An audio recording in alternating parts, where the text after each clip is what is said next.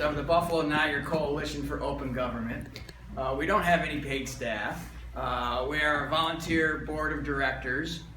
Just want to tell you a little bit about what we do and our efforts and what tonight's panel is about. We want to recognize some folks for some good work they're doing as well. So the Buffalo Niagara Coalition for Open Government was formed 2 years ago now. I'm an attorney. I worked for many years in government. I used to work for the County of Erie. I worked as Chief of Staff for the Buffalo Common Council. I worked as the attorney for the Buffalo Municipal Housing Authority. And through those positions, I saw a lot about how government works inside, which can be pretty scary at times. And through there, I dealt with freedom of information law issues and open government issues, and it was just always a constant bone of contention from inside. I would try to encourage staff to release information, and they were always very resistant to do so. The immediate reaction from government officials is just to resist releasing information. So it was something I worked on as a government employee. I no longer work for government. I'm an attorney in private practice, but it's still an issue that I care a lot about and passionate about. And I would read in the newspaper, just in today's paper, there's an article about OTB, off-track betting. There's an issue about them releasing information to the public, that they give free tickets and perks to people. And there have been FOIL requests filed saying, well, who's getting this stuff? And they're refusing to release it. So there's always articles in the paper about citizen activists complaining about the open meetings law or FOIL.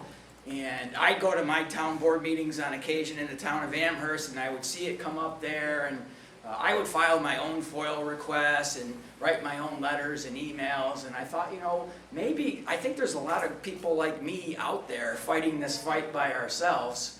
Maybe we should form a group and try to work together. So, fortunately, Rod Watson from the Buffalo News wrote a great article about our first meeting, and some of those folks who came to that first meeting are actually still involved today.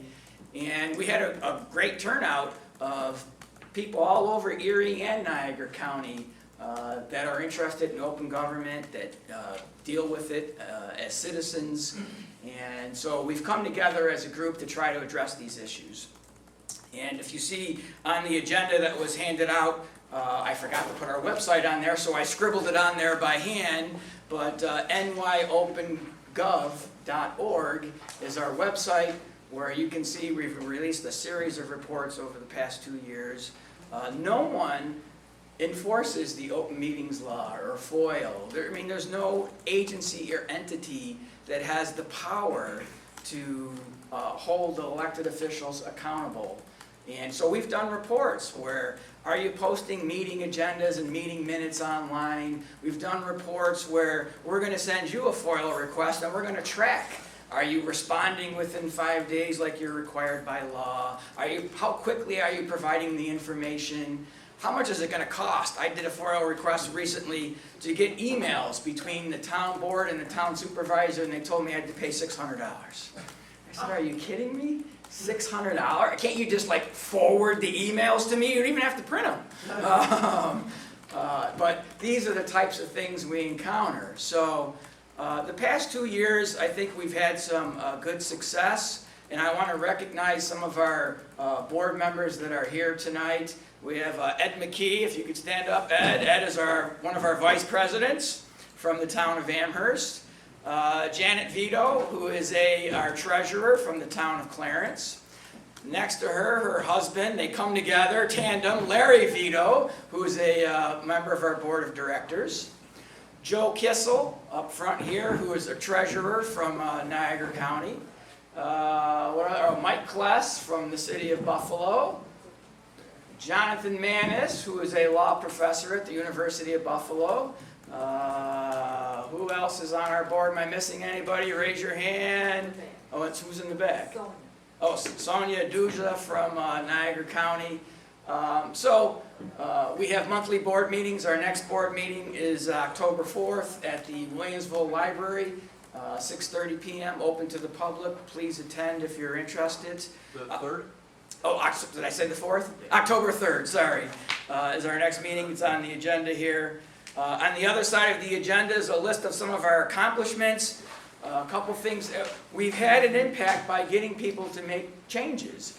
And unfortunately, it seems to be the only way you can really get change to happen is you have to sometimes embarrass elected officials. The news media is very helpful. I mean, who cares what Paul Wolf says about anything, quite honestly, but if it's on the 6 o'clock news or if it's on the Niagara Gazette or the Buffalo News, well, they do care. And it bothers them. So a lot of these things on this page, and this isn't everything, are things due to media pressure. So it's really important to have a media, and we're going to talk a little bit about that in a minute. But just some examples. In Niagara County, before we started, the Niagara County Legislature did not publish their meeting minutes online, ever.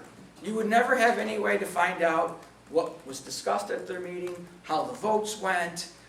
We were doing a report to document that. They caught wind of it. Before we released the report, they started posting meeting minutes online. All right, fine. If that's what it took, great. We learned that for years they would have committee meetings in this, literally in the back room of the Niagara County Legislature, a very small room, and the public was not allowed to attend. We found out about this. I found out about it by accident. They took a break in the middle of the legislature meeting, and they were all going to this back room. I said, "What's going on?" They said, "It's a committee meeting." I said, "Well, I want to go." "You can't go." "What do you mean I can't go?"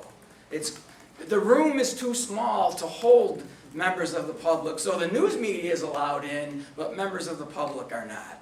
Are you kidding me? A governmental body, legislators are going to meet in the back room and the public can't attend? Well, we made noise about that. Actually, a guard stopped us from going back there. You can't go back there. And now they've changed that. But for years, it was standard, okay practice. They didn't think it was a problem that they would have committee meetings in the back room. Now they're out in front in the public for everyone to see. For years, Niagara County legislators have made their, every elected official, government official in a city, town of 50,000 people or more has to file an annual financial disclosure form. It's a public record. The whole point of it is for the public to see what most of these folks are part-time legislators, full-time jobs. There's a lot of room for conflicts. And getting those reports is a great way to monitor what's going on. Niagara County Legislature passed a law 22 years ago that said our reports are confidential. No one can see them. No other county in New York State has such a law. And we've pointed out to them, you can't do this. You're violating state law. State law trumps local law. State law says these records are public. We caused enough noise and ruckus, and again, thanks to the help of the Niagara Gazette putting front page news articles about it, they passed a new law that says, all right, all the forms filed in 2019 going forward will be subject to the Freedom of Information Law. Well, what about the earlier forms you still have? So we have now filed a FOIL request to get those forms. I expect we will be denied, and we're going to file a lawsuit over it. I mean, it's ridiculous to me that we will give you 2019's form, but you can't have 2018's. It's the same exact form. How do you justify that? How did you get away with it for 22 years? I'm not going to let you get away with it even for the 5 years you still have on file. So stay tuned for that. We'll see how things go. But little by little, there have been, believe it or not, the Open Meeting Law doesn't even mandate that you have a right to be heard at a public meeting. They can let you speak, but they don't have to. So the Erie County Legislature, the Buffalo Common Council, you can't speak at their meetings. You can speak at their committee meetings if they will let you, and I've been told no. I said, can I speak at the committee meeting? No. I cannot believe that you cannot speak at a Buffalo Common Council meeting or an Erie County Legislature meeting. By law, they don't have to do it, and they don't. So the law really needs to be changed. And those are the types of things that we're working on. So, I wanted to recognize a few folks tonight as well. We criticize people and we try to hold people accountable. We try to be fair. I also try to compliment folks that are doing a good job. Whenever I go speak to a town board, I'm usually met with outright hostility. They're very defensive, they're not happy to see me, but I try to be friendly. I'm here just to make suggestions, I'm not here to attack. I always try to compliment something that they're doing that's good. So it's important to recognize when people do good things. And tonight we want to recognize the Erie County Water Authority. And who would have thought, and some of you may be, are you kidding me, the Erie County Water Authority? Because they were, for the longest time, the poster child of what was wrong with government. And there were critical reports done, we had done critical reports.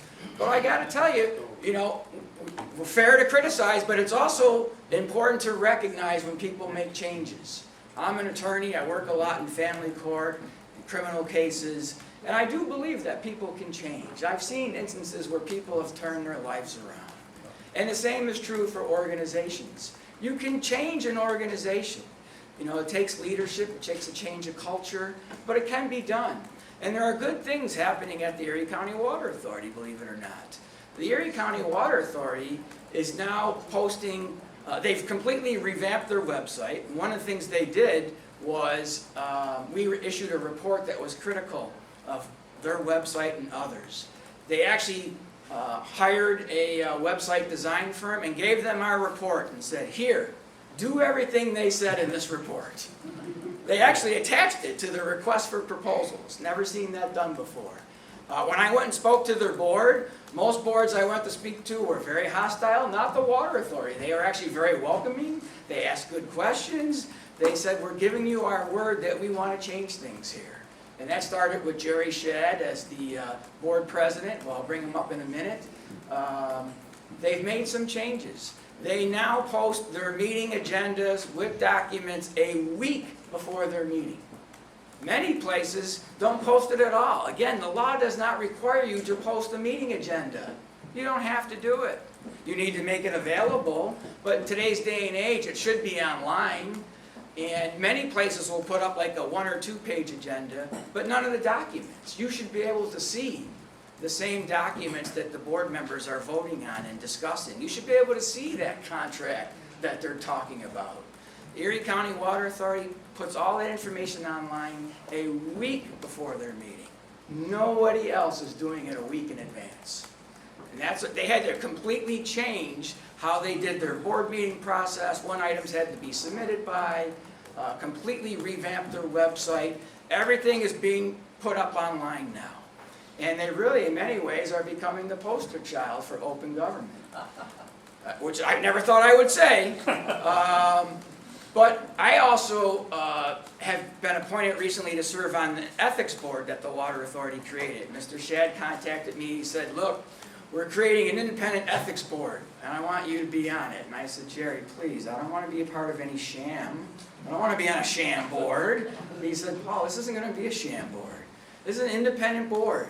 You guys, we're going to empower you guys to look at things, make recommendations, deal with issues. I didn't want to do it, quite honestly, because I had enough going on in my life. But then I thought, you know what? I've criticized them, but I should also be part of the solution. If I'm going to criticize, I should take the time to try to make it better. So I am now on the ethics board at the Water Authority. And we, as a board, have recently reviewed all their financial disclosure forms that people are required to file. We've brought people in for questioning them. We've discussed some issues, and they have given us free rein to do that. So it is a new day and age at the Erie County Water Authority, it really is. And I want to call Jerry Schad up, and Jerry Schad is the chair of the Erie County Water Authority Board, and he has really been leading the charge here. And Jerry, I got to hand it to you. You're doing some good work. Right. Get a picture here while we can. Say a few words? I'll be brief because you've got a schedule.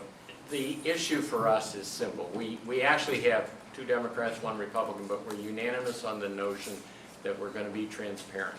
It's the mechanics that take work, and it's taken us 16 months to get it all in place. But we're also committed, and I'm personally committed, to policy changes, many of which are already done, that's going to make it hard for a new administration some other time to decide to try to roll it back, because the rolling back is going to be, you know, have to be in public, that we're going to shut the door on this, that, and everything else. We believe in it. We solved a lot of our FOIL problems by posting everything. We also solved it by simply saying to the media, if you want to know something, call us up. And we have directed our senior staff to find the person who can answer the question. And that is how we run. Now, will we have problems with disputes over what can be disclosed in certain areas that the Freedom of Information Law makes exceptions for, like employment issues and things like that? I'm sure we will. But we've had that, frankly, at a minimum. I don't think we yet have a case where we have an ongoing dispute over a request for information. So it's possible to do it. Our staff wasn't happy with the 1 week ahead of time on the meetings because that meant more upfront work to get the contract bid documents ready in final form for board meetings. But it has, in fact, made a sea change of issues go away in not in a heartbeat, but over a year's time. So we're committed to make this last. My term doesn't expire until 2022, so somebody got to shoot me to change this before then. So I hope to keep it going even after I'm gone. Thank you. Thank you.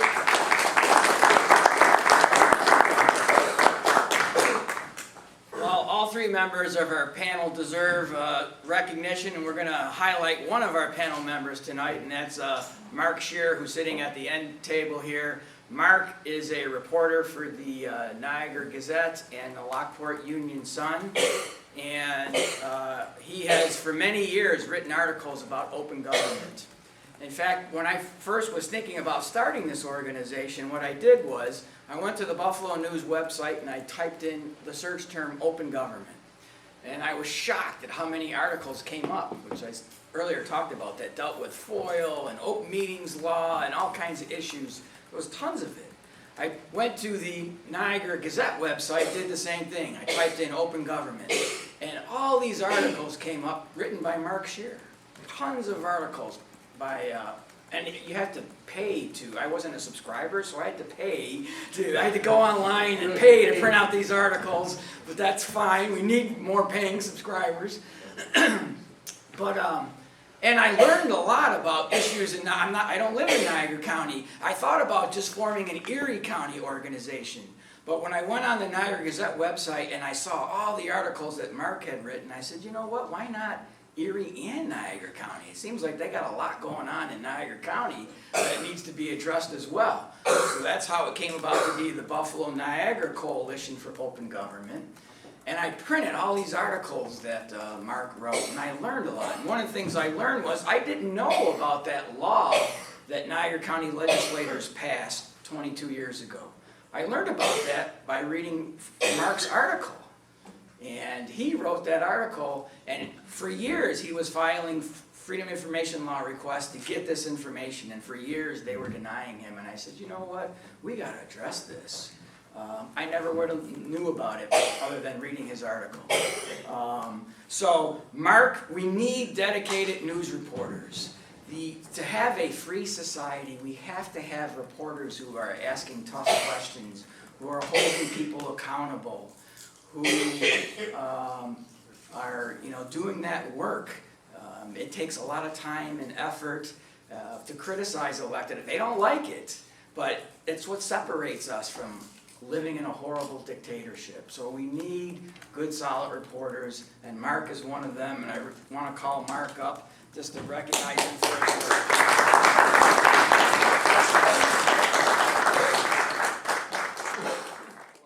That's something that's going by the wayside. I don't think it is. I happen to think people really love newspapers. I do question sometimes how we operate and how we run newspapers, unfortunately, from like a management standpoint. But at the end of the day, people need the information to make good choices about who they elect, and whoever they elect appoint the people who run the government. So you need to be informed, and that's what we do. And when I was a very young reporter, I used to go to these meetings, and one of the meetings I always had to cover was the Niagara County Industrial Development Agency. And there was a guy there, he's an older gentleman, and I can't remember his name unfortunately, but he was there every time, just him. It was like the two of us, you know. And he used to get after the NCIDA better than I did. You know, he would be asking questions, he knew their laws, he knew their procedures.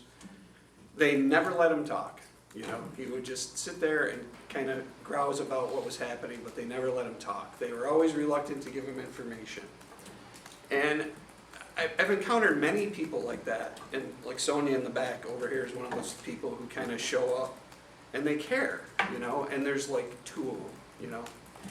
And they care because it's their resources, it's their tax money, it's their community. And I always approach the job like, you gotta represent these people, right?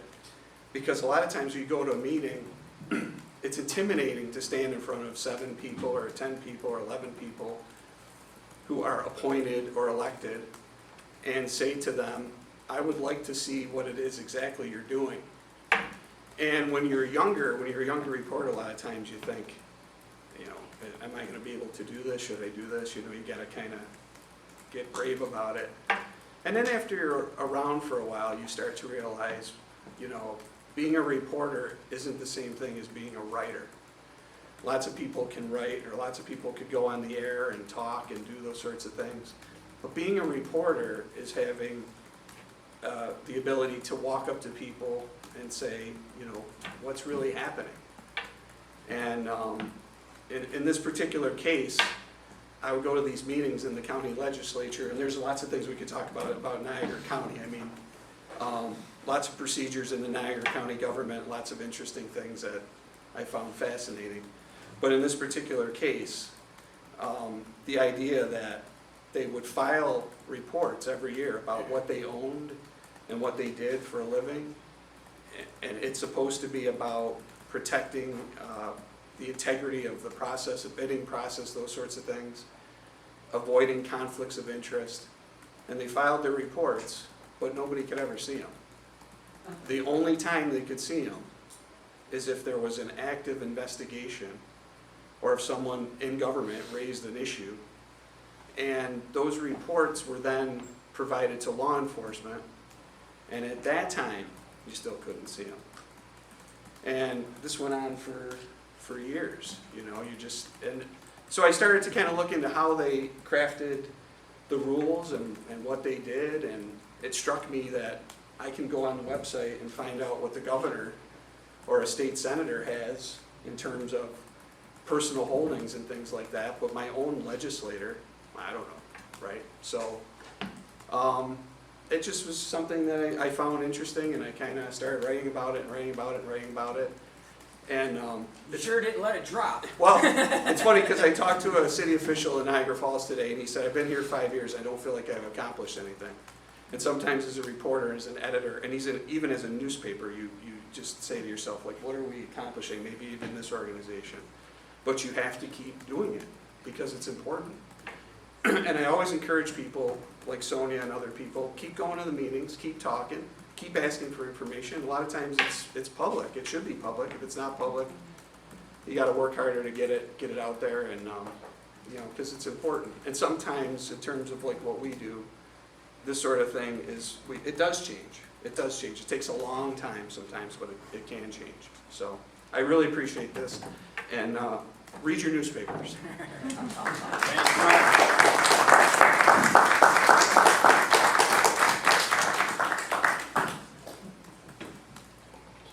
All right, so tonight we're going to talk about the Freedom of Information Law, and I want to just talk a little bit of history before we do that, because I think it's always important to know history. So, I read a great book about the guy who led the charge to enact the Freedom of Information Law, and he was a congressman from California named John Moss. He got elected, he was from Sacramento, he got elected to Congress in 1952, and a couple years, I think around 1955, we were in the midst of the what they called the Red Scare. Government officials were, you know, going after people for being communist and all that stuff. And 3,800 federal employees were fired because they were suspected of having communist ties. And John Moss was troubled by that, and a lot of them were, people in his district, and he asked for information about that. He said, well, I'd like to get a list of who these people were, and what brought this about. And they told him, no, can't have it. He said, what do you mean? I'm a congressman. I want to have information about what just happened here. And he was denied that request. And I guess he's the type of guy, maybe like many of us in this room, that wasn't going to let it go. And he bugged leadership about, he wanted to form a subcommittee on government operations. And I guess to shut him up and keep him quiet, they created a subcommittee on government operations, named him the committee chair. He started holding hearings about open government issues and about accessing information. And news reporters started becoming interested in this because they too were always trying to get information. And it took him 12 years before the Freedom of Information Act was signed. But he's the guy who led the charge for it. And they would have hearings where every federal department came in and opposed enacting the Freedom of Information law. He went through several different presidents who opposed enacting it. They tried to cut the funding for his committee to make him go away. And he was a stubborn guy and just really stuck with it. And Johnson, the law landed on Lyndon Johnson's desk as president, and Johnson did not want to sign it. Bill Moyers, who was Johnson's press secretary, he does some great reporting on his own since. And he has a great quote about LBJ about this, and this is what he said. He said, LBJ had to be dragged kicking and screaming to the signing ceremony. He hated the very idea of open government, hated the thought of journalists rummaging in government closets, hated them challenging the official view of reality. Whenever Johnson and Moyers talked about it, he referred to it as that effing bill.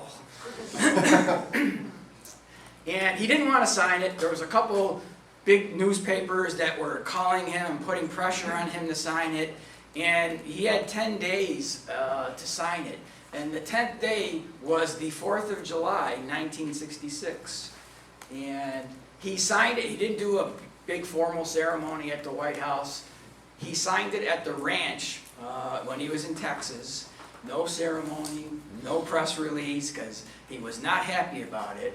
And he called up Moyers and he told them, I signed that effing thing. So that's how we got the Freedom of Information Law in 1966. It really hasn't been around that long. But when Moss was doing his hearings, there were 24 separate reasons that government officials could deny releasing information. And some of the things he uncovered in his hearings were the National Science Foundation stated that it would not be in the public interest to disclose competing cost estimates submitted by bidders for multi-million-dollar projects. The public doesn't need to know this. The Navy, this is a good one, the Navy ruled that telephone directories fell within the category of information relating to internal management and they could not be released.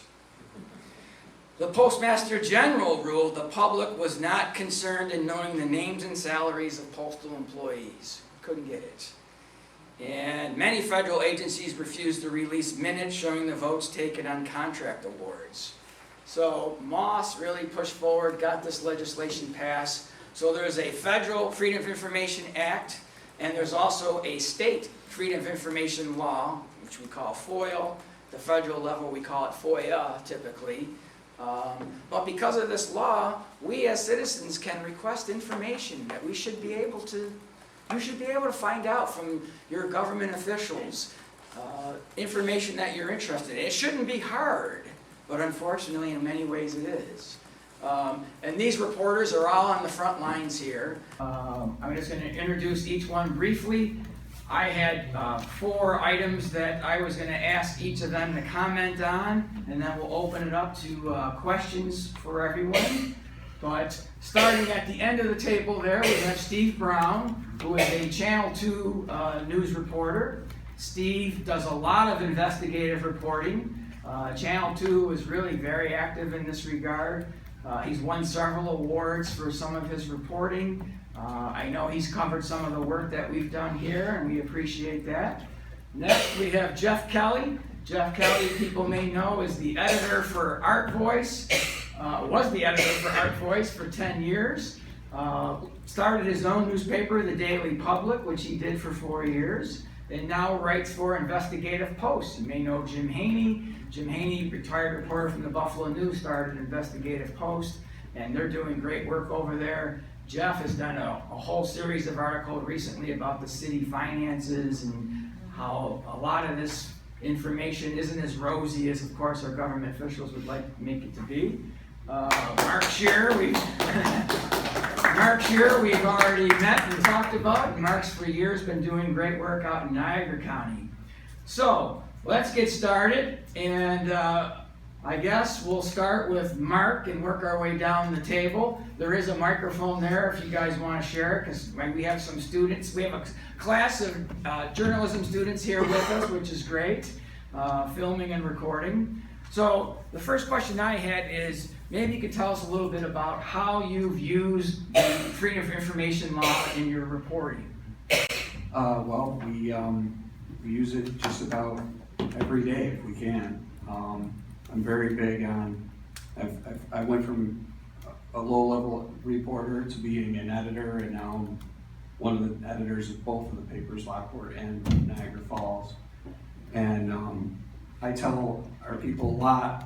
What you often have is a public official who says something, and then another public official who says something. And what we really want to know is what really happened. And the only way to sometimes know what really happened is to get the documents. The documents tell fascinating stories. They also can tell a liar. So what you find sometimes is that somebody's saying something and somebody's saying something else. If you can get the communications privately between those two people or those two entities, if you can get any sort of financial documents, anything like that, you can tell a different story. And what I like to do is kind of change the narrative in that respect, and I think that's why FOIL is so important. We did a series of stories in Lockport about a facial recognition program that they're going to be implementing, and one of the things we did is we foiled the communications between the contractor that was hired to do some of the work and the school officials. We often try to foil the communications between like a state entity and a local entity or those sorts of things, whatever we can get our hands on, because it's fascinating sometimes to hear them talk publicly about a program or a project or things like that, and then to see what they're really saying in an email, for example. The OTB situation, Investigative Post, Jim Haney, our reporter Phil Gambini, they've been working together on the situation with the tickets, and it's a fight, but we're still fighting it to get the release of these names, because we think the people who receive these tickets, it's going to tell a very fascinating and interesting story for a lot of people out here who are not connected to organizations like this, and actually in some respects picking up the tab for the cost. So FOIL is invaluable to us as newspapers. We use it all the time and try to get as many documents as we can, as often as we can. Geoff? Sure, I'm actually happy to say that I came here directly to putting the finishing touches on a FOIL request. I will not say to whom or for what, because Sue Schulman from the Buffalo News is here. But I hope we get a response to it sometime in the next 6 to 8 months. That's the next question. Well, and in fact, I will say that I will differ from Mark, because in fact, although I have used FOIL requests quite often, many times, I use them as, they are a last resort. If I can avoid using them, I do, for precisely the reason that that there are these built-in delays, and there are the organizations, the governments who are least willing to provide you documents just when you ask for them are also the ones that are least likely to comply with FOIL. And so, if it's possible, if there is any way to get around freedom of information requests, I do. If I can convince someone to get me the documents without that process, if I can find them through, by trolling through court records, I do that. A FOIL request, when it's required, often feels like a defeat, because I think to myself, I wonder if I'm ever going to get these documents, or am I going to end up writing a story about the failure of this government body to provide me these documents. I'll give you one quick example. It's an ancient example. It goes back to ArtVoice.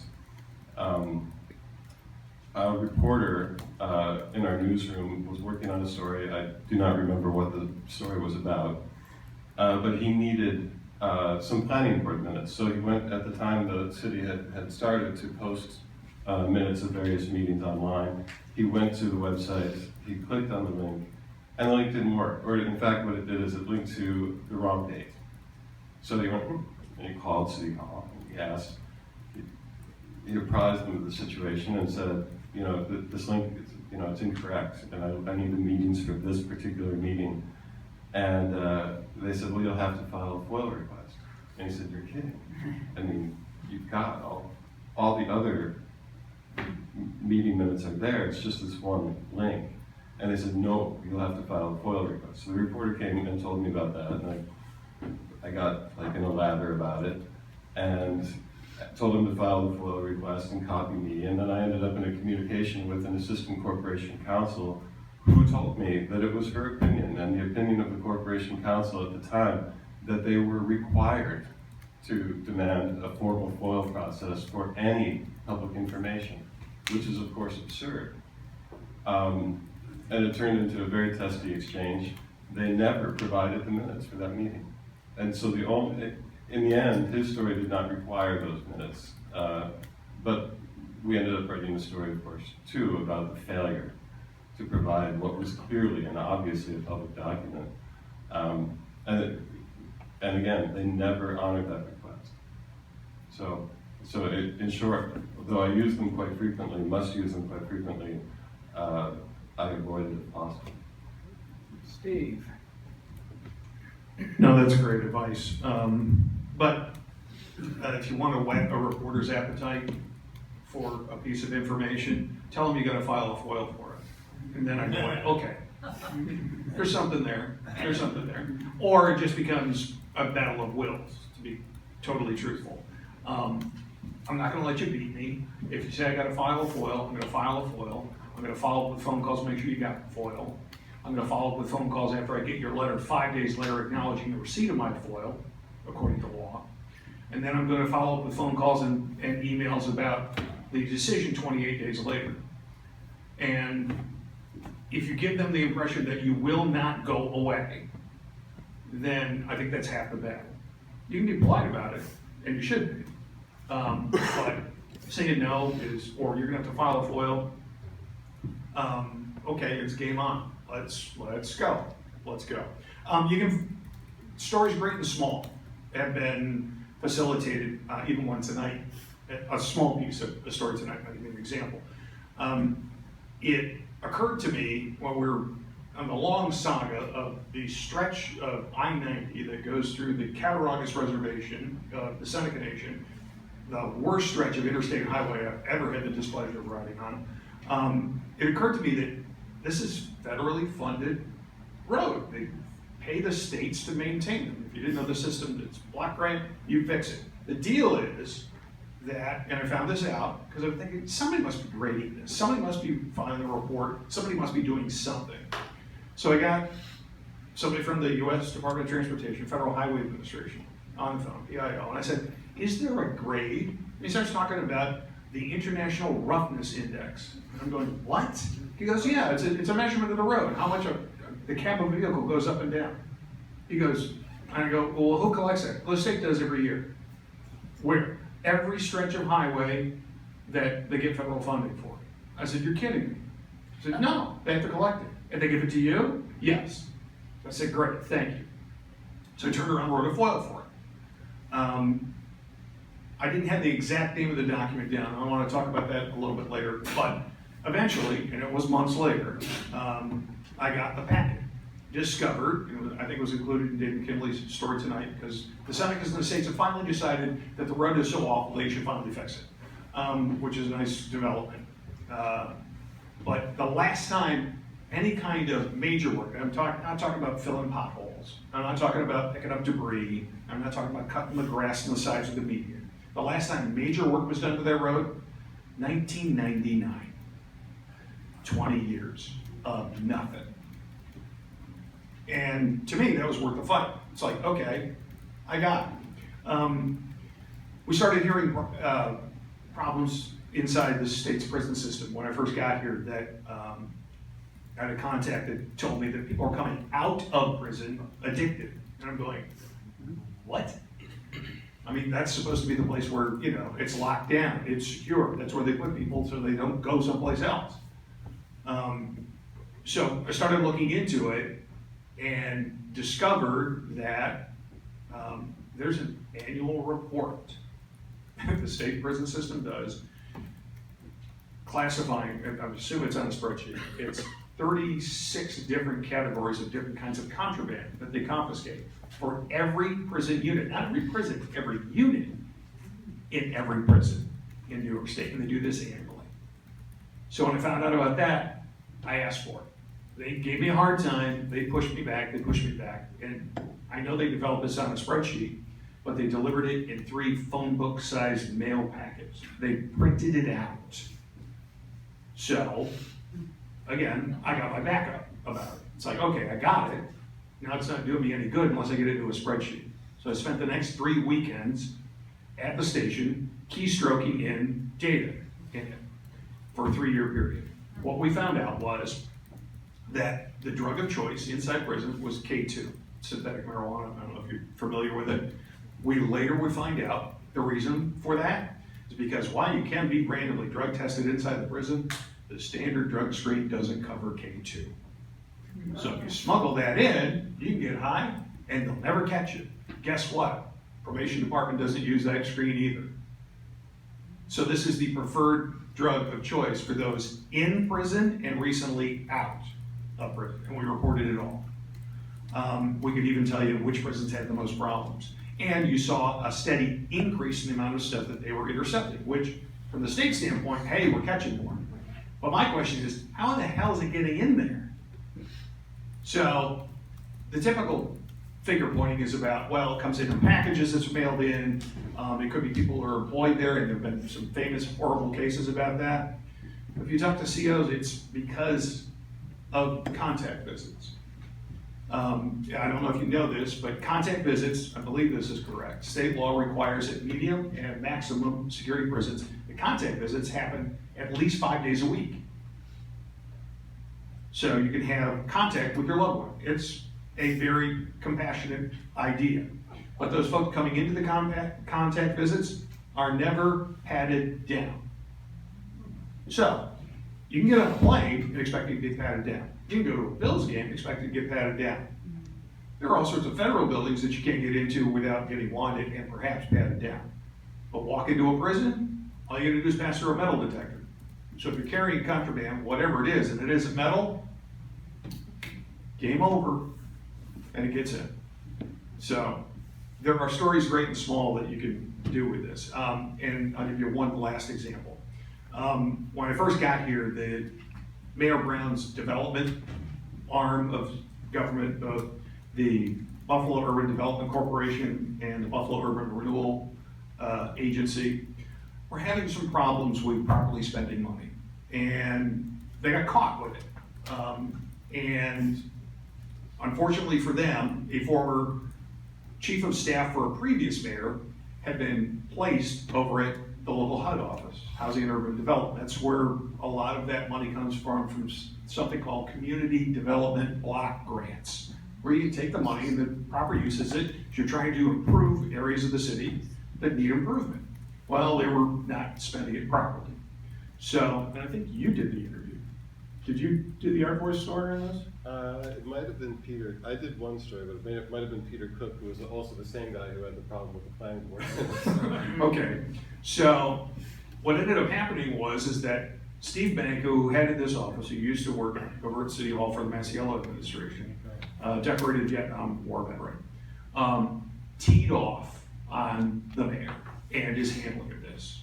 Now, the mayor is a very kind man, but his reputation is that he's exceptionally thin-skinned. I don't know what it is about elected officials around here. I think the second they take the oath of office, their skin becomes tissue paper thin. But the criticisms were valid. And all of a sudden, Steve Banco, 2 days later, is told he shouldn't talk to the press anymore. This is a federal agency.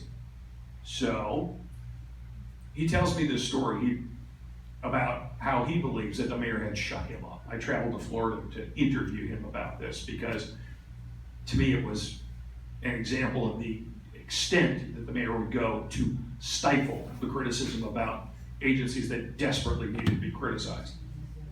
So I filed a FOIA with HUD. I wanted the call log for the secretary because the secretary had been in town weeks before and had multiple meetings, including with the mayor, but he was there kind of on a public relations tour. We found out the day after the article was printed that there was a call to the secretary from the mayor of Buffalo. So we don't have conclusive anything of the call, but we know that that was kind of an unusual behavior. And to Banco, it confirmed what it is that he thought all along, that the mayor called to shut him up, and it worked. So there are things great and small that you can do with FOIL, but you really are gonna have to, work it, because there are folks that are just as happy saying no to you and hoping that you'll go away. Well, and that takes us to the next question, and while you have the mic, why don't you keep it? But, so from your experience, is the FOIL law being complied with? And just so people know, the way it works is you're supposed to submit your request. You can do it by email, you can do it by letter, you can personally drop off. There's no magic form. Some places have a form that you can use, but I typically do it by email. And they're supposed to, within 5 days, acknowledge your request. Most places are pretty good about doing that. And then they're supposed to also kind of give you a time frame. Well, we'll get back to you within 10, 20, 30 days, whatever it is. But a lot of times they extend that. We need more time, and other than filing a lawsuit, it's kind of hard to enforce this law. But from your experience, Steve, is it being complied with? And the other thing is they can charge you for documents. So like I said, I've had outrageous, you got to pay us $600. There's all kinds of issues. I think compliance is in the eye of the beholder, I think. Do they comply with the law? To my knowledge, exactly with the law, and that's the problem. They have 5 days to respond to you when you submit a request. That response can be as simple as, we have your request. Then they have another 25 days to give you an answer. Now the answer can be, here it is with redactions, or here's part of it, not all of it, or no, or we're still considering this request. And this game can go on under state law in perpetuity. I asked for just records one time. Early on when we were taking a look at hospitals about deficiency reports for hospital inspections. I asked for them, I think it was the third month that I was here in 2014. I got them 2.5 years later. To the point which the deficiencies are useless. So do they comply? Sure. Is the law any good? It's somewhat good. It's important that it's there, but it's not nearly as strong as other states, and I think the shining example is Florida, where you can pretty much get almost anything on demand, and that's the way they do business down there. But it's a game, and it depends on the agency. Some government agencies, some governments are good at it, are good about it. Some aren't. So I get surprised sometimes. When Gigi's closed over at Northland, Gigi's was a famous restaurant on the east side, unfortunately had a fire. And when the Northland Training Center was put together, they created a kitchen out of there and they wanted a restaurant. They asked for a request for a proposal, and Gigi's, a reiteration of Gigi's was put in there. Unfortunately, the place didn't last very long. I think it was 2 or 3 weeks, and then unfortunately it closed. It got my curiosity up about, okay, who else bid on this? How was it that these folks got this job? Was it on the square? So I simultaneously filed a FOIL with the city agency that runs the building, which is the Buffalo Urban Renewal Agency. And then with state government, Empire State Development, who essentially funded the building and built the kitchen. I got a phone call back from the executive director from Borough, and he explained the entire thing to me. And this was back in March, February, March. I just last week got a response from Empire State Development of all the paperwork, which had already been delivered to me by Borough while the snow was still on the ground. So results vary depending upon use, unfortunately. Geoff. Well, let me offer you opinions on various local governments. Locally, the city of Buffalo is, in my experience, by far the worst. I would agree, my experience as well. Yeah, and that may be colored to some degree by the fact that it's the government that I do the most business with. I refer you to the aforementioned planning board minutes example. I could offer another one that's more recent. This spring, I was interested in a contract that the city had issued 3 or 4 years ago and renewed somewhere in between. And I wanted to see the contract, and I was surprised when I, again, avoiding a freedom of information request, looked in the minutes of Common Council meetings. Common Council hadn't had to approve this contract, that there was no contract included in the documents that were set before the councilmen. When they voted, there was just a 2-paragraph summary offered by the director of the department, basically describing what the terms of the contract were, but not the contract itself. And so I asked, again, avoiding FOIL if I could, I asked friends on the Common Council staff if they could find that contract for me, something I might have at one point asked like Paul Wolf to do.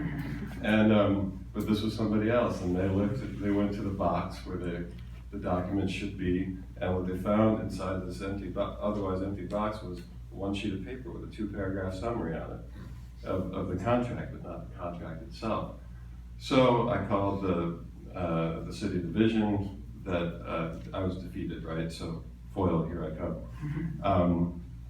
I called the division in question, said, hey, I'm looking for this contract, and they said, file a FOIL request. And I did. Angrily, I did. Because in fact, this could not be more clearly a public document. It is a contract between a private entity and the city. It was voted on by the Common Council, whether the councilman read it or not. It was voted, it's a very public document. And I steeled myself for the inevitable, which was that it took them 5 days to acknowledge receipt.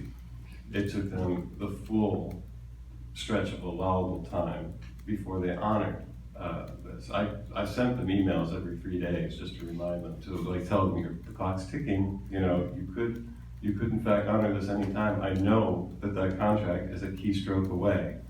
You know, it's not, and here I will tell you, one thing that particularly bothers me about agencies like this that are resistant to FOIL is when they, in their acknowledgement on day 5 after filing, they will often include this language. I've seen this more frequently lately. Due to the volume of FOIL requests received, it may take some time to respond. I almost always want to immediately FOIL the number of FOIL requests they are processing, but that just seems petty and probably not worth the public's time. It's on the emails you're sending them, that's backing them up. Yeah, I know, I think about that. I think about all kinds of things late at night. So the city of Buffalo is terrible. Most smaller municipalities are pretty good. In fact, most smaller municipalities I have found, you can just call them and ask them.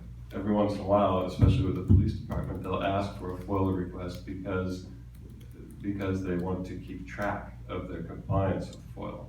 And that's fairly acceptable, right? You know, they take the request so that they can have it in their books. And then like, I'm thinking of the town of Cheekwater Police Department, they like filed the FOIL request, half an hour later they had honored it. Pretty good. Erie County has actually always been pretty good in my experience. I say that with the caveat that I've never foiled the sheriff's department, never had occasion to, and I don't think I've ever had occasion to foil the Erie County legislature either, but the controller's office, including the current controller, and the county executive, including the current county executive and the previous county executive, have been pretty good about honoring FOIL requests. Again, they wait the full measure of time in most cases, except in some cases where like a source says, hey, maybe you want to FOIL this.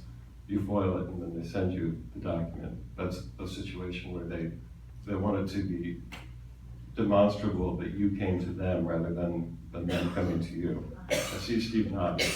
You're familiar with that. They need an out. Yeah, exactly. I had to give it to them, they filed a FOIL. Yeah. New York State, like the city of Buffalo, is terrible. Not always. I'm thinking specifically of the Department of Environmental Conservation, which is currently on my list. I have one FOIL request that has been pending for 4 months. I've taken to writing them like haiku and knock-knock jokes. They don't even respond to those. I can't even get a laugh out of them. And I'll give you one other DEC example, and then I'll pass it on to Mark. One point, this was back at Our Voice, we had been tipped to the fact that, what turned out to be the fact, that the Buffalo Wastewater Management Plant was receiving water from fracking sites, from natural gas sites in the southern tier and in northwest Pennsylvania. And the way we were tipped to that, someone called us and told us about it and then emailed us a water withdrawal and disposal permit, one page for one well. So that demonstrated this was true. But we knew that there were other wells, and so we wanted as many as we possibly could. We wanted to know the breadth of the problem, and having the document that you're foiling, an example of it in front of you, makes it pretty easy to be specific about exactly what it is you want. You know the name of the document. In some cases, I knew the particular wells that I should be foiling for. So I sent to the DEC this really specific request, which they would not honor. They kept writing back that it was not specific enough. And we were sort of stuck on the story because we had to have the cover of a FOIL request for this, because if we wrote the story about this one particular well with this one particular document, our source was clearly going to be blown. It would not have been ethical. So we had to wait and push the DEC to get these documents, and it delayed the story for quite some time. I would say, like Geoff and Steve, it really depends a lot on who you're dealing with. In the city of Niagara Falls, which has a not so good reputation about a lot of things, it's been my experience with the current administration and the city attorney. Often you're asked to file a FOIL request as basically a way of keeping records, but I don't get the delays and the strange interactions with them as often as, say, like Niagara County, which is a whole different situation. In those cases, often you end up with a lawyer, and there's like a FOIL officer they have, but she doesn't answer email, or she doesn't do email, and strange things like that. And you try to explain that, yes, but this is your job, and you're supposed to answer by email. And then some lawyer comes and says, well, you know, here we are. And really, whoever you're dealing with, it's just persistence. You know, it's a persistent thing, and it's staying on it and remembering that you had these things out there. You know, I asked for this. They said 5 days. They said 30 days. 30 days is up. Where do we stand? Now what do we do? I wish newspapers like ours had more power and ability and money to sue more often and get more information, because it's one way, it's probably the best way to sort of whip them into compliance. But not always, because a lot of these agencies have lawyers. A lot of these agencies have resources. They can tie you up in court. If you're in a local court, you don't even know who you're dealing with. Sometimes you might end up in a courtroom with a judge or in a case with somebody who is connected to the very people you're trying to get information from. So I always say this, the strongest court is the court of public opinion. So what we do a lot of times is we'll say, a reporter will say, well, they're dodging me on this or they won't, and we kind of talk about, is it worth writing a story that just says, we asked for this, we were told this person said this, we still don't have the information. That often gets people to start to say, well, what's going on, right? And then maybe they show up at a meeting and say, what's going on? And then there's actual enthusiasm about whatever subject we're trying to cover. I think like the OTB situation, they're gonna dig their heels in. They dug their heels in, and we take our position and try to figure out if we can push it in a different direction. That's what we do, and we hope that people come alongside and start reading and paying attention. And then oftentimes, again, you're back to somebody who was doing the FOIL work was hired by the people you elected. Somebody who was the lawyer for the government that we're dealing with, or the agency we're dealing with, was hired by the people you elected. So if we can't get you to get on them, then they'll do what they want, because they'll tell Geoff and Steve and myself, go pound, you know, we don't need to talk to you. So, and for me, you know, it's actually kind of the fun part of the job. You know, I mean, it's frustrating, but you see, you really are opened up to how government kind of works, and different people are kind of stall you, and some people are a little more compliant, and some agencies are more compliant. Sometimes like a small town, you terrify them, you know, like some village someplace that's never received a FOIL request, or some person saying, what do we do with this? But it can be a really innocuous thing, like, where's the minutes for the meeting, you know, and then, so it really just boils down to the agency you're dealing with, and some are better to deal with than others. All right, well, why don't we do this? I'll open it up to questions, and if you have a question, raise your hand, and I'll come over with the mic, so those that are taping can hear. Anyone have a question? Joe, did you? I guess I can start. Well, I saw you start to raise your hand, but. My name is Jermone.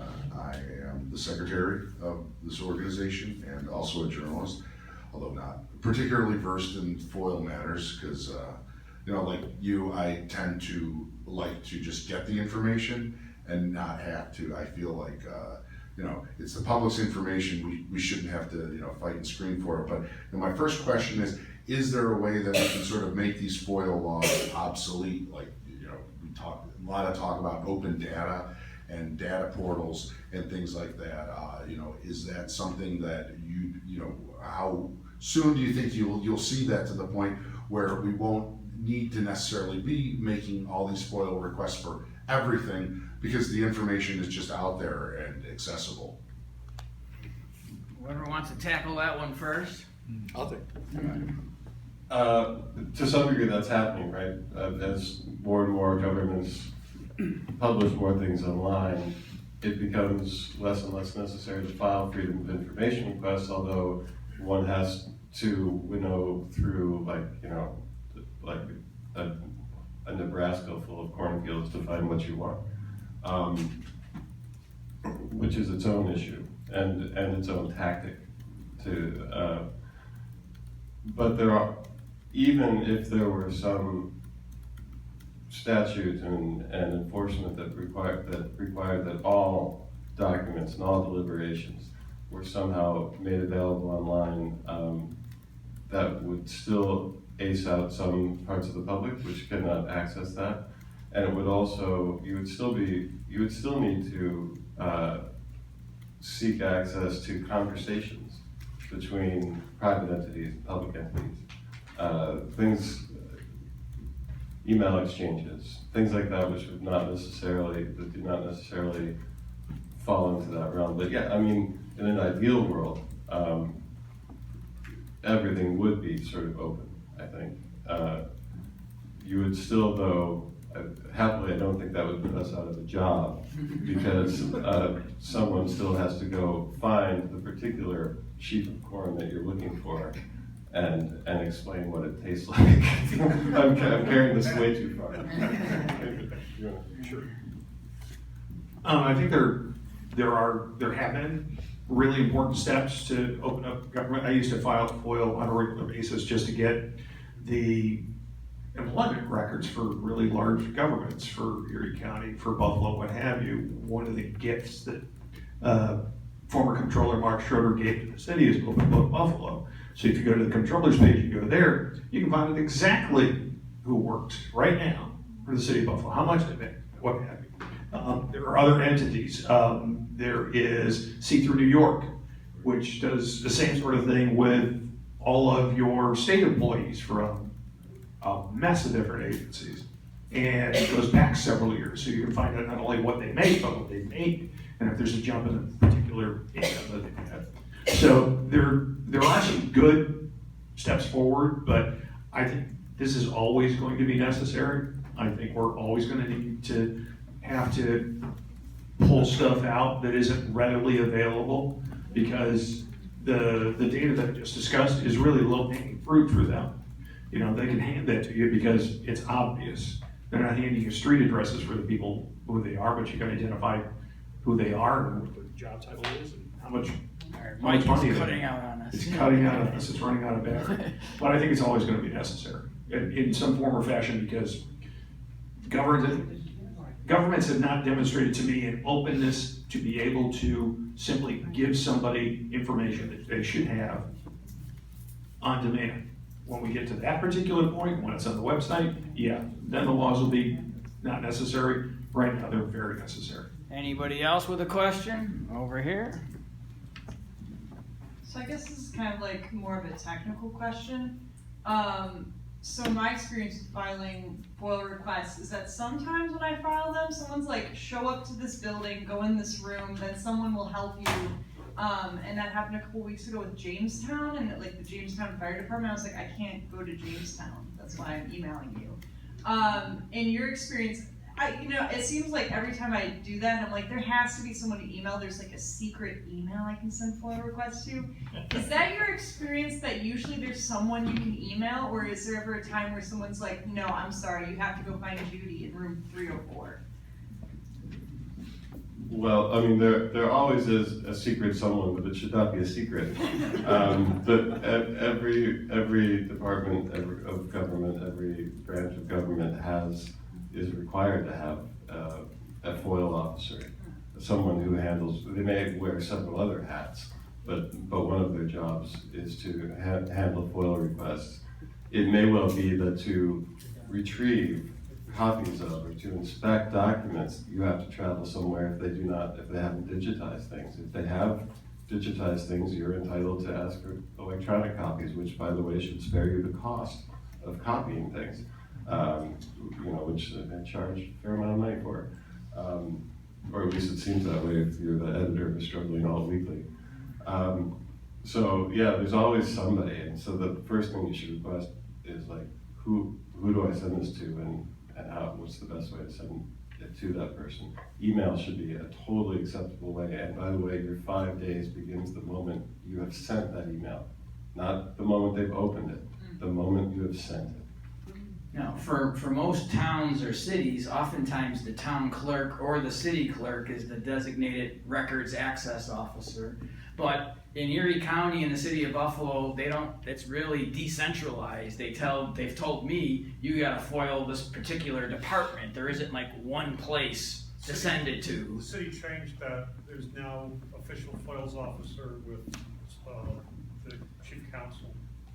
So through the attorney's So, office? so yeah, Paul. That's where I have been sending them. Right, Paul is, but some of the departments are voluntarily on the website listing themselves also as a FOIL receipt. I forgot which ones they are now, it's not consistent.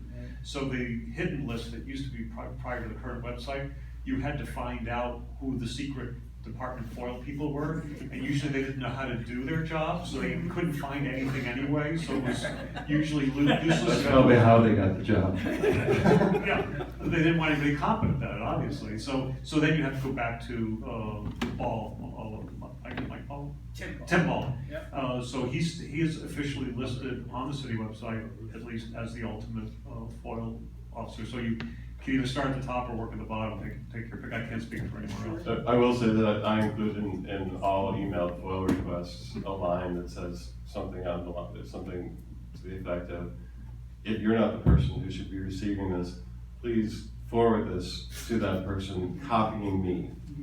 So, Do they do it? no. Anybody else with a question? Right back here. Thank you. I applaud you for what you're doing, and it sounds like you guys are saying there's a whole arsenal of strategies to prevent FOILs from being, I used to always believe you could just ask for something and you would get your FOIL responded to. And I live in the town of Tonawanda, and I don't think a lot of people have ever done FOILs. I started because I needed some personal information, and the same thing, they didn't know who was in charge of FOILs. They finally said it was the clerk. In Tonawanda, when you do a lot of FOILs, they call it voluminous, we're gonna have to get back to you. And I found that sometimes what you said, Mr. Brown, is you just have to be persistent.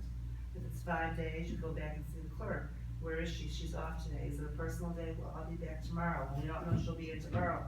And so you come the next time and it's like you're paying your water bill. It's like, we have it for you. And the other thing is I just increased my FOILs. So instead of 2, I submit 10. Good. And then when I do 10, they start charging me 25 cents. And I said, well, who else has to pay 25 cents? And they said, well, actually, Maria, you're the only one. So then I say, okay, but the list of where my 25 cents are going, I'm still waiting for that FOIL. But very seriously, I think it's so important. And one of my pet peeves in town of Tonawanda is we have, quote, outside attorneys, with all due respect to Mr. Wolf. They're outside counsel, so they hide behind a shield of its confidential attorney-client privilege. But we, as the taxpayers, are paying for that outside counsel, not to mention that we have an inside counsel, who is the appeals officer. After the clerk says no, he says no, and then you have to go back to whoever. It's just like a circle. So if we're paying this attorney out of our taxpayer dollars, and none of it's real secret stuff, we just wanna know, like agenda meetings or something, and it's like, oh, sorry, attorney said no. So how do you circumvent when the attorney said no, the outside counsel person, and you say, well, I'd like this information for like the next town meeting? You may, I have an advantage that you don't. I know. I work for a corporation and we have lawyers on staff. So, I don't have to pay for them. And I don't, Oh, you don't have to pay for anything? I don't have to pay for any of it because the corporation funds the attorneys that do this work for us. So and I think you should do this. David Coulier is a professor at the University of Arizona. And I went to a conference recently, Investigative Reporters Investigative Reporters in IRE. Yes, down in Houston this year. And he held a 3-hour seminar on this, which I was only too happy to attend to because I want to get better at this. One of the things that he said is you got to be specific, which is really important, the point that Geoff brought up. But you also need to remind them. He did an experiment. He wrote the friendly FOIL letter. He wrote a medium, kind of not friendly, not unfriendly. Then he wrote the one which included the information of possible sanctions for non-compliance. And most every sample FOIL letter has this language in it. Make sure you include it. Make sure you boldface it, so that they know that you're not playing a game with them, that you understand what the law is. He found that that got a lot quicker, more thorough responses by including that language, which seems kind of nebulous. It's very government language, that sort of thing. One other thing, and I've only used this trick a couple of times, and it's worked 50% of the time. But if you're getting a FOIL and you feel like you're getting a lot of pushback, make sure you get the FOIL ID number, reference the FOIL search. Submit a second FOIL for all email communication about this FOIL. Wait, I don't find What you're doing is you're foiling to find out what they're talking about and saying about your FOIL. I think I did that once, and I think that's what. foiling the FOIL. Right, exactly. Because all of a sudden they go, here's your response. And do you really want this other thing? Yeah. The correct answer is, thank you, and let me get back to you. And keep it active. Thank you. Go through your material, walk in, thank them, and say, yeah, I still want that anyway.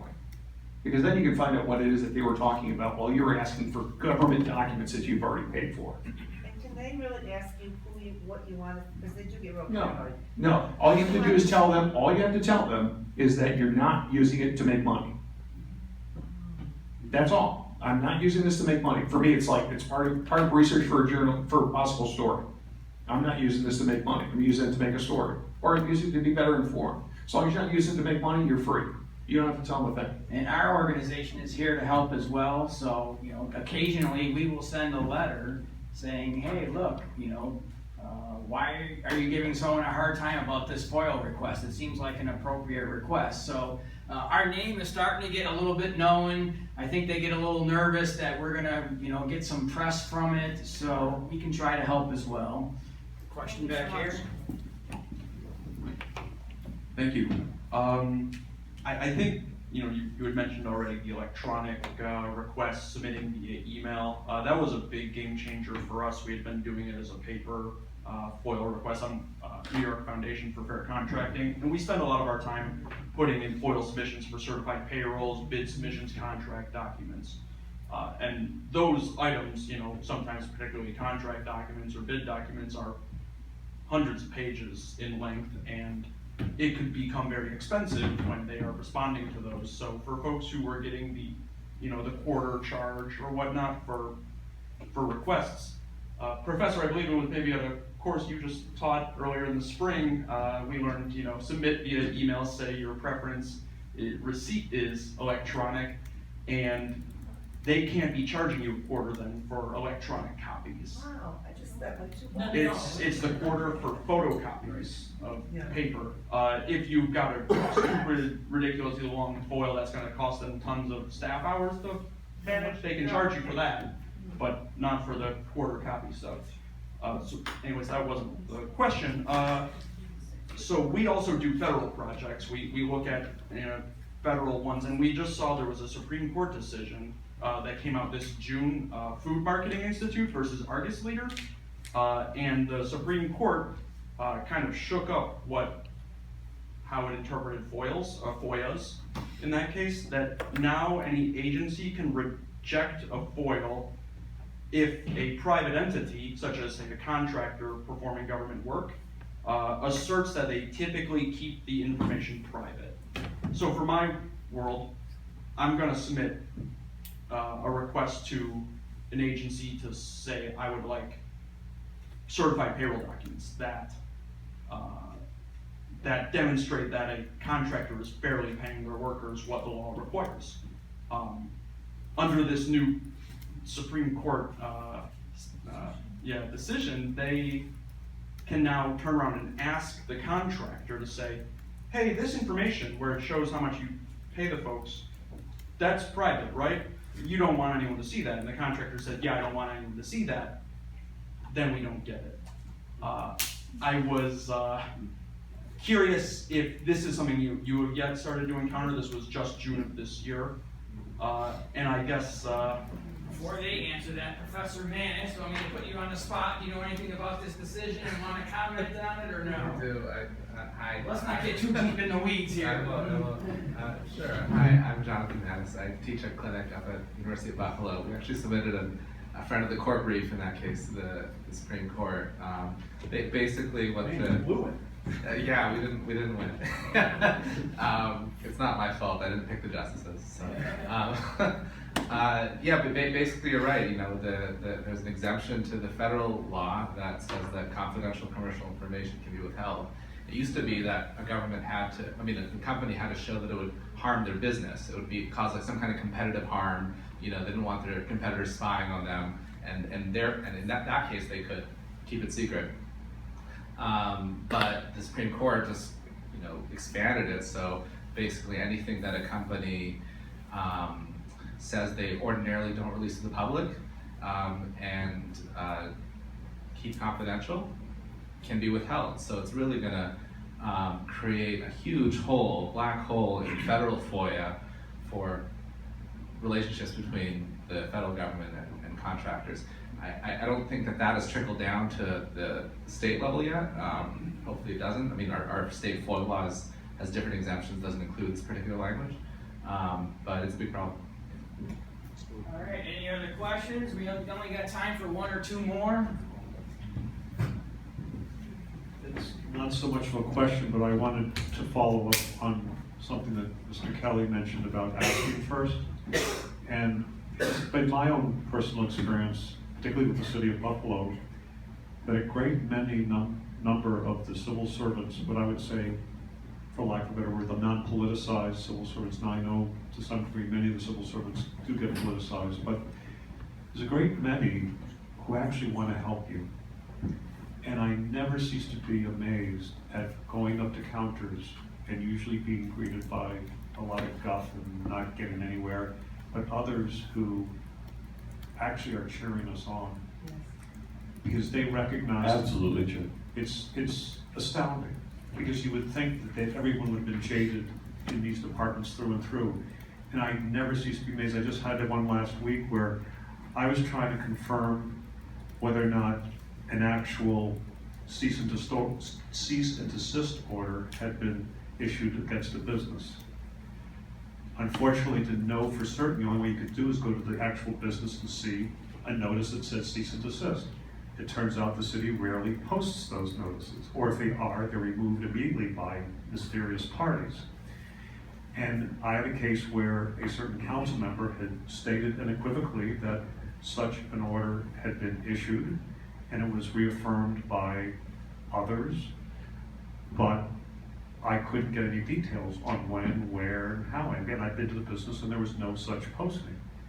And I happened to call the desk for city permits and licensing, and a person who I think I knew who they were, because they don't always identify themselves, and I recognized her voice, and she said, "Oh, yeah, we can't," I was at 4:30, she couldn't get any information anyway, and she said, "You need to call," and I'll make up a name, Ralphie, at 8 o'clock in the morning at this phone number. And really? And so I did. I called at 8 o'clock, and the first question the guy asked is, "How'd you get my number?"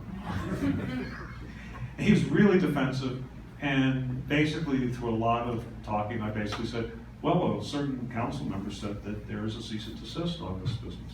He said, well, they don't know what they're talking about. So that, and he said I had to foil. So that de facto told me that if they don't know what they're talking about, it seemed to seem that they had not issued that cease and desist. So quite ironically, so I think I got been given a very good lead by that person at the clerk, and so I didn't really expect it to be that good a lead. Ironically, by the end of the day, there was a cease and desist order on that business. Yeah. So I don't know if I triggered the cease and desist, or if it was in the process that Ralphie didn't know about it yet, and was issuing it later that day, or he couldn't reveal that it was about to be issued. Yeah. So that's just my own. No, it's true, like the mid-level civil service bureaucrat is like the secret weapon in defense of democracy. There's no question. There are a lot of journalists, I think, who spend too much time building relationships with elected officials, which is important and it's necessary, right? But in the end, the relationships you want to protect are with the people who do the work, not elected officials. All right, last question. This is not a question, but it's a comment for the gentleman for giving such encouraging information. I've been a member of an organization for probably 13, 14 years now. Served on its board, no longer on the board, actually was chair of the board for a while, but it's just now a member of the organization. And unbeknownst to me, I became involved and learned about FOIL. And unbeknownst to me, the secretary of the board was keeping track of FOILs, number of FOILs. And I got written up in their minutes as they had one person, and we all knew who it was, that submitted for that particular year, it was either 17 or 18, 100 FOILs to the organization. And it was more of a complaint, but I took it as a badge of honor. And as the majority of them they got answered, but they were hesitant. But after a while, through persistence, they realized if they got a FOIL from, namely Jen and Vito, they were going to respond, because if they didn't respond in their due time, their 5 days and whatever followed, then there was an appeal. And if they didn't answer in the length of time from the appeal, there was a letter sent off to the Committee on Open Government with a notation in there that the response will, if it isn't responded to within the length of time required, that a lawsuit would be filed. Now, little citizen here was not going to be able to do that, but it was a threat, and they weren't sure because of my persistence. And a copy was sent to the organization, and the next day, after they received it, even before Albany or New York got it, I had my information. So persistence is what you say, and I really appreciate the encouragement, and we have to go on with it and keep pursuing it. Thank you very much for tonight. All right, well, I think we have to wrap it up. It's late. Sonia, we gotta be out of here by 8. Real quick. I participated more than what I expected I would be. Bottom line is, even when we challenged our municipality and we won, we prevailed beautifully, the city disregarded the judge's decision, Justice Vincent Doyle. In meetings, common council meetings, I'll speak up, ask questions, look for what is going to be the agenda. Sometimes it's not there. Historic preservation meetings are not regularly put out. And for example, in historic preservation, they've been having meetings where it was a few months when they put their minutes out.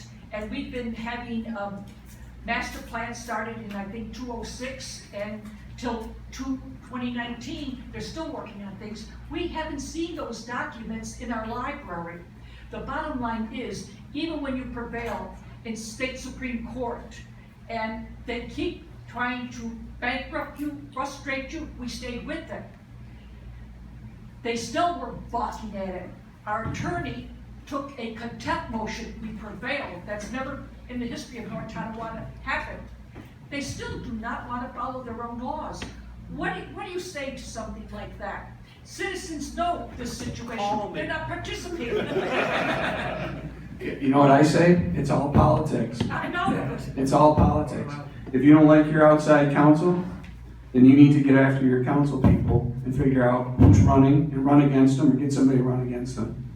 If you don't like your clerk, same deal. It's all politics. I know some of the lower level people that are sometimes appointed and stuff, civil service. Sometimes they play games with civil service. Sometimes it's sister-in-law, brother-in-law, the brother, the mother, the father. They're all running your government. Are they accountable? Maybe to one another or something. Maybe they help each other cover stuff up. I don't know. I encounter it all the time. Politics.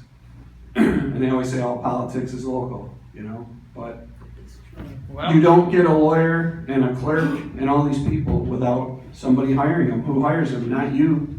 Your government hires them. Mark, that's the problem. They know that people don't have the resources, and even if you do have the resources, it takes a lot of time, and it takes years, and they're still not doing it. This is a real well, problem. we gotta wrap it up, and I would say the key word is persistence. We've heard it over and over tonight. We still have food left, so feel free to grab some food on the way out. I want to thank our panel and thank you all for coming tonight.